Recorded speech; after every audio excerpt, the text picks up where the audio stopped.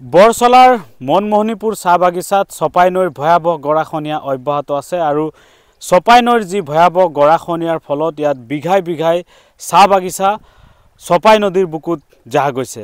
ইয়াৰ উপৰিও এই মনমোহনীপুৰ চাহ বাগিচাৰ হাটখোলা লাইনত বহুকেইটা শ্ৰমিক পৰিয়ালৰ বাসগৃহও চপাই নৈৰ বুকুত জাহ গৈছে। এই মুহূৰ্তলৈকে ইয়াতে বিভাগীয় কৰ্তৃপক্ষই কোনো ধৰণৰ খহনীয়া প্ৰতিৰোধৰ বাবে ব্যৱস্থা গ্ৰহণ কৰা নাই।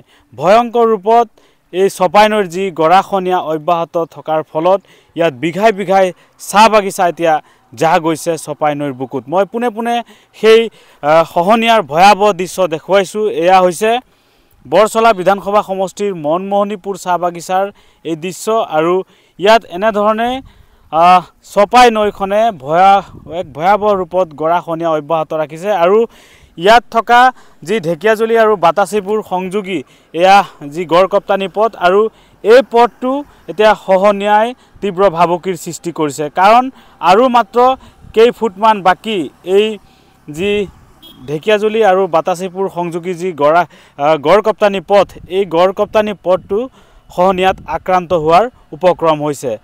মই দেখুৱাইছোঁ এয়া মনমোহনীপুৰ চাহ বাগিচা আৰু মোনাবাগ চাহ বাগিচাত এনেধৰণে চপাই নৈয়ে ভয়ংকৰ ৰূপত গৰাখহনীয়া অব্যাহত ৰাখিছে।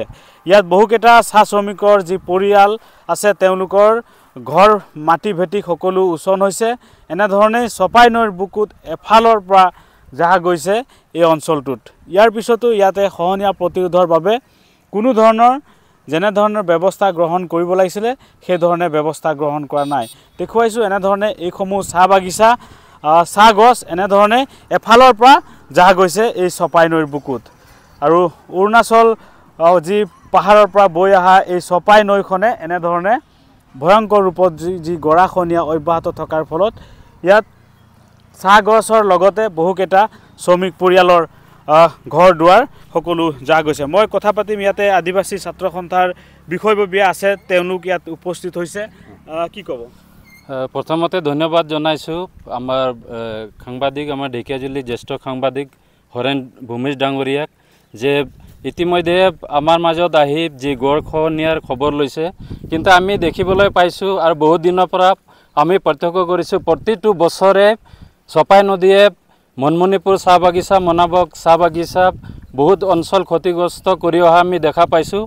আৰু ইয়াৰ বাবে যি বিভাগীয় কৰ্তৃপক্ষৰ লগতে আমাৰ ঢেকিয়াজুলি সমষ্টিৰ আমাৰ মন্ত্ৰী অশোক সিংহাৰ লগতে বৰচলা সমষ্টিৰ বিধায়ক গণেশ লিম্বু ডাঙৰীয়াক আমি কিন্তু কোনোদিনেই আমি গৰাখহনীয়াৰ আমি খবৰ লোৱা আমি দেখা পোৱা নাই।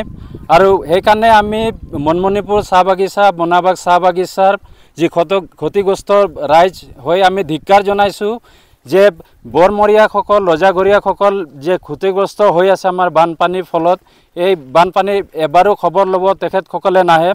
আৰু কেইটামান আৰু 10-15 মিটাৰমান আৰু বাকী আছে আমাৰ যি বাতাচীপুৰ আৰু ঢেকিয়াজুলি যি সংযোগী গড়কাপ্তানি ৰ'ড, সেই পথসমূহ সম্পূৰ্ণৰূপে অহা বছৰলৈকে বিধ্বস্ত হ'ব।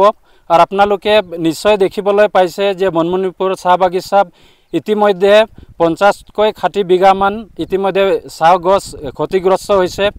আৰু হাটখোলা মনমোহনী চাহ বাগিচা যি হাটখোলা লাইন, শ্ৰমিকৰ মোটামুটি 10-15টাতকৈ বেছি পৰিয়াল ক্ষতিগ্ৰস্ত হৈছে, তেখেতসকলৰ ঘৰ বাৰী নোহোৱা হৈছে। কিন্তু আমি ধিক্কাৰ জনাইছোঁ, কেৱল একমাত্ৰ শ্ৰমিকসকলৰ ভোটৰ অংকতহে তেখেতসকলে আহে নিৰ্বাচনৰ সময়ত, আৰু নিৰ্বাচনৰ পাৰ হৈ যোৱাৰ সময়ত তেখেতসকল কোনো ধৰণৰ এনেধৰণৰ যি বানপানীৰ ফলত যি ক্ষতিগ্ৰস্ত অঞ্চলসমূহে হওক বা অন্যান্য সমস্যাৰ কাৰণে তেওঁলোকে বুজ ল'ব নাহে। গতিকে আমি ধিক্কাৰ জনাইছোঁ, অহা 26 নিৰ্বাচনত যদি তেওঁলোকৰ একেধৰণে তেওঁলোকৰ সদিচ্ছা থাকে, সমস্যাৰ প্ৰতি আওকাণ কৰে, তেতিয়াহ'লে ইয়াৰ কাৰণে কিন্তু জবাবদিহি হ'ব লাগিব। হয়, নিশ্চয়কৈ ইয়াত স্থানীয় যুৱকসকল আছে, কি ক'ব? হয়, আমি বাৰম্বাৰ আমাৰ মাননীয় অশোক সিংহাৰ ডাঙৰীয়াক এই বিষয় লৈ পেলাই যোৱাবাৰো আমি আপত্তি জনাইছোঁ, কিন্তু কথাৰ ওপৰত কথা দিছে, কিন্তু একো মানে সমাধান নিদিলে। আজিলৈকে বহুত ভয়ংকৰ ৰূপত খহনীয়া হৈছে। হয়, এইবাৰ যথেষ্ট ভয়ংকৰ ৰূপত ক্ষতিকাৰক হৈছে। আৰু আমি আহ্বান জনাই আছোঁ যে অতি শীঘ্ৰেকৈ মানে আমাৰ এই অঞ্চলটো অলপ মানে সুৰক্ষিত প্ৰদান কৰিবলৈ। কিমান চাহ বাগিচাৰ কিমান পৰিয়ালৰ ঘৰ দুৱাৰ গৈছে? ইয়াৰ 40-50 ঘৰ হৈ যাব যোৱাবাৰ এইবাৰ লগাই পেলাই। আকৌ বৰ্তমান চাব পাৰে এইটো মোনাবাগ চাহ বাগিচাৰ ঘৰকেইটাক চাব পাৰে পূৰা এতিয়ালৈকে মানে হেৰি হোৱা নাই মানে হয় নিশ্চয়কৈ ইয়াত খহনীয়াত আক্ৰান্ত যিসকল পৰিয়াল আছে তেওঁলোকৰ সৈতে কথা পাতিম কেনেকুৱা ক্ষতি হৈছে ক্ষতিটো মানে